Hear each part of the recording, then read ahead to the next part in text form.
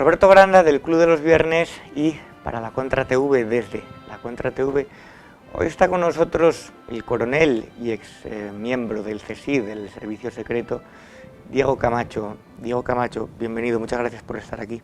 Bien hallado, Roberto, muchas gracias por tu invitación. Como coronel del Ejército, yo tengo bastante interés en saber su opinión en los procesos actuales que están ocurriendo en nuestro país, muy preocupantes, sobre las dimisiones y destituciones de tenientes generales y de primeras espadas, por así decirlo, miembros de la cúpula de la Guardia Civil y la crisis del gobierno, concretamente de este gobierno con el ministro Marlaska. Sí, bueno, el tema de fondo de lo que podemos llamar crisis está, bajo mi punto de vista, en el intento del ministro del Interior, el señor Marlaska, de obtener una información que según la ley no podía obtener. Es decir, que es un intento de vulnerar el secreto del sumario. Entonces, la policía judicial, que está a las órdenes de un juez en sus investigaciones, le debe al juez instructor digamos, los resultados de sus investigaciones. Entonces eso está tasado por ley. Entonces el hecho de que el ministro del Interior haya, por la información que se tiene, forzado al coronel responsable, Diego de los Cobos, a que le facilitara esa información vía otro general de la Guardia Civil y vía después de la directora general de la Guardia Civil, a mí, para simplificar la respuesta, me parece un presunto delito por parte del ministro del Interior. Entonces, y termino. No, sí. Lo que pasa es que siendo él magistrado, llevó a pensar que lo sabe perfectamente, que está vulnerando la ley con esa petición, y con el silencio del Consejo de Ministros en esta situación y con el silencio del presidente, a mí lo que me da la sensación es que detrás de ello hay una orden del propio presidente Sánchez. Este gobierno ha cruzado varias líneas rojas, una de ellas puede ser los pactos con Bildu, pero ponerse en contra de la Guardia Civil, que es una institución de las mejor valoradas por la sociedad española, y además querer inmiscuirse en la política, es decir, en la judicatura, en una investigación en curso, no parece una decisión muy acertada y parece una huida hacia adelante a desesperada porque se sienten acorralados por el 8 de marzo, por los eventos. Bueno, lo que pasa es que dices ponerse enfrente a la Guardia Civil. La Guardia Civil, en toda su trayectoria desde que la fundó el duque de Ahumada a mediados del siglo XIX, siempre ha estado al lado de la legalidad. La divisa de la Guardia Civil es "el honor es mi divisa". Eso, entendido en un régimen militar, quiere decir que ese honor, mi divisa, es que está en el cumplimiento de la ley. Entonces aquí lo que ha pasado es que unos políticos han intentado que un responsable de una investigación judicial vulnere esa ley, incumpla y traicione al juez instructor, que es el que debe recibir esa información. Es decir, que a quien tenía que haberse dirigido el señor Grande Marlaska no era al coronel de los Cobos, sino a la juez instructor, y entonces ésta le hubiera dado la información si lo hubiera considerado pertinente o no se la hubiera dado. Pero lo que ha hecho el ministro, como te digo antes, para mí es un presunto delito, y la actitud que han tenido los generales que conforman, algunos de ellos, la cúpula de la Guardia Civil y que han dimitido, yo les mando mi enhorabuena, mi solidaridad, y si yo hubiera estado en su pellejo, pues ojalá yo hubiera tenido la valentía de hacerlo. Son personas de honor que prefieren dimitir, ceder su puesto antes que dejarse presionar por el poder político, porque ellos no responden ante ningún poder político, responden ante los ciudadanos. Claro. Y tan pronto investigan unos casos de corrupción del PP como del PSOE, no son marionetas a las que puede utilizar, no son policías políticas. Es que eso es lo que eso es una de las cosas que diferencia un Estado totalitario de un Estado democrático. Entonces, en España, si se convierten las fuerzas de seguridad y de orden público en vicarias de los intereses de cualquier partido, de cualquier grupo, de cualquier persona, estamos ya hablando de un régimen totalitario. Es decir, la grandeza y la servidumbre de un miembro de las Fuerzas Armadas o de la seguridad del Estado es estar al servicio de lo que marca la Constitución. Entonces, en sus diferentes...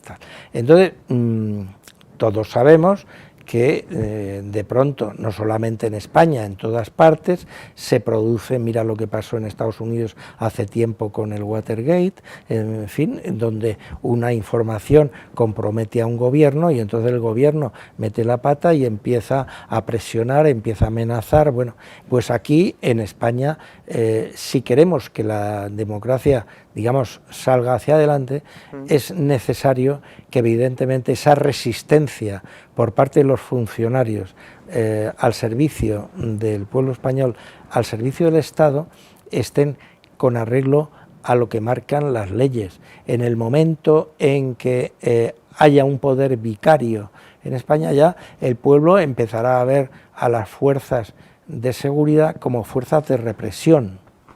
¿Cree que para la Guardia Civil es el momento más delicado de su historia reciente, desde tal vez el exdirector Luis Roldán? No, yo creo que es más grave, porque vamos a ver, Luis Roldán estaba delinquiendo él solito, pero Luis Roldán, digamos, no implicaba en su corrupción al cuerpo de la Guardia Civil. Sin embargo, aquí el caso es diferente. Aquí es que un ministro ha intentado hacer que la Guardia Civil incumpla la ley, es decir, se convierta en herramienta o en cómplice, llámalo como quieras, de ese delito, de ese presunto delito. Y después una cosa llamativa, que es la directora de la Guardia Civil. La directora de la Guardia Civil, independientemente que ha colaborado en este intento de incumplir la ley, para mí ha incumplido otro deber que todo jefe en las Fuerzas Armadas o de seguridad debe tener, y que los generales que han dimitido han dado buen ejemplo de ello, y es el respaldo a sus inferiores, más que inferiores, digamos la palabra subordinados, que queda mejor. Es decir, yo entiendo que el mando debe corregir o debe castigar a un subordinado siempre y cuando el subordinado incumpla sus obligaciones, incumpla sus deberes o incumpla la ley. Pero un jefe tiene la obligación de proteger hasta el final a un subordinado cuando su subordinado ha cumplido con su deber, y más cuando ha resistido las presiones para cumplir lo que marca la ley. Yo tengo la impresión, y no sé si usted lo comparte, que estamos en una democracia de baja calidad, tal vez hacia la argentinización de la democracia, con una democracia liberal impropia de Europa. Es decir, la democracia liberal está en entredicho y están utilizando técnicas más propias de regímenes bolivarianos o de... ¿Comunistas? Sí. Sí, claro, porque vamos a ver, el sistema político que en España votamos en el año 76 y que no quisimos dar, es un sistema, como tú dices muy bien, democrático, un sistema de ideología liberal. Actualmente en España, los que ocupan el poder no tienen nada de liberales, ideológicamente hablando. Es decir, estamos hablando de unos comunistas que tienen unas vinculaciones con el narcotráfico, que tienen vinculaciones con el terrorismo internacional y que tienen vinculaciones con el blanqueo de capitales. Claro, eso no es democrático, eso es delictivo, ¿vale? Ha citado usted el narcotráfico. Yo estoy en una serie de investigaciones, estamos sacando una serie de reportajes con el periodista colombiano Ervin Hoyos sobre los papeles de la orden de detención de Maduro y esos vínculos que existen con España del narcotráfico. Vemos las famosas maletas de Delcy Rodríguez, pero ahí hay un entramado bastante siniestro que implica a actuales miembros del Consejo de Ministros, junto con la financiación tanto de Venezuela como de Ecuador mediante el narcoterrorismo. Claro, y una información que a mí me llega, pero no la tengo todavía contrastada, que es que parte de ese dinero del narcotráfico está a nombre de determinados políticos en paraísos fiscales, ¿vale? Pero eso no lo tengo contrastado. Lo que sí hay contrastado es la vinculación del señor Iglesias con el narcotráfico de Venezuela, con la financiación de Venezuela, con la financiación de Irán. Es decir, ahora mismo hay en España un vicepresidente que ha estado a sueldo de dos potencias extranjeras. Y encima tiene una asesora que se llama Dina Busselheim, que ha estado con él de asistente cuando era eurodiputado y ahora sigue de directora en un medio digital de propaganda de Podemos o de información de Podemos, llámalo como quieras, que ha sido agente de los servicios de inteligencia marroquíes. Claro, entonces en estas circunstancias, ¿qué es lo que está en peligro en España? ¿La ideología, la continuidad de la democracia? No, está en peligro la seguridad nacional de España, porque hay un vicepresidente que tiene acceso a una serie de información y que realmente no se sabe para quién trabaja. Sí, respecto a las potencias extranjeras, él reconoció en una de esas grabaciones que se hacen, que se hizo en una ponencia hace años, que bueno, que a Irán le interesaba pagar distintos medios de comunicación para desestabilizar a sus rivales en el extranjero y que bueno, que eso él lo aceptaba o no lo aceptaba y que estaba dispuesto a cavar contradicciones. Cavar contradicciones es trabajar para televisiones iraníes con tal de desestabilizar el régimen, en este caso el régimen constitucional, el régimen democrático español. Claro, pero es que pone la pantalla de la lucha de Irán con Arabia Saudí o lo que sea, pero en el camino a quien está desestabilizando esa colaboración es a España, es decir, es a nuestro país. Entonces, yo realmente lo que me parece esperpéntico de todo punto de vista es que un político, ya no el vicepresidente, sino cualquier político que abomine de España, todos los meses ponga la mano para cobrar un sueldo del Estado español. Entonces, si quieres hacer la revolución, vete al campo y a la revolución, pues estilo Che, vete al campo a pegar tiros, pero no cobrando del erario público. Entonces ya, claro, y entonces lo que se está haciendo en España es deconstruyendo, destruyendo institucionalmente esa democracia a la que tú hablabas, esos elementos de control democrático que toda democracia bien formada debe tener. Es decir, lo importante en una democracia, además de la separación de poderes, está que funcionen los elementos de control. Es decir, que haya unos contrapesos que eviten que cualquier poder, sea el ejecutivo, el legislativo o el judicial, sea predominante. Y para eso está el control democrático. Coronel, entonces lo que estamos de acuerdo es que una persona que admite que no puede decir la palabra España y sin embargo caemos en las contradicciones en el que está en el gobierno de España, es decir, abomina del país y tiene la pretensión de dirigirlo, o al menos está intentando dirigirlo. Hombre, tú imagínate lo tolerante que somos en España, que un señor que abomina de España está viviendo en Galapagar, que vamos, está bien en el centro de España, ¿no? y que abomina de la Guardia Civil y de los cuerpos y fuerzas de seguridad del Estado, diciendo que son matones al servicio de los ricos, pero cuando tiene un pequeño scratch de unos matrimonios dándole una cacerola, llena Galapagar de puesto de coches, y le rodean de la Guardia Civil, ¿no? Pues claro, porque digamos, en la dialéctica de señor Iglesias, hay dos tipos de scratches. El scratch que los comunistas hacen a los otros, entonces eso es la justicia proletaria, claro.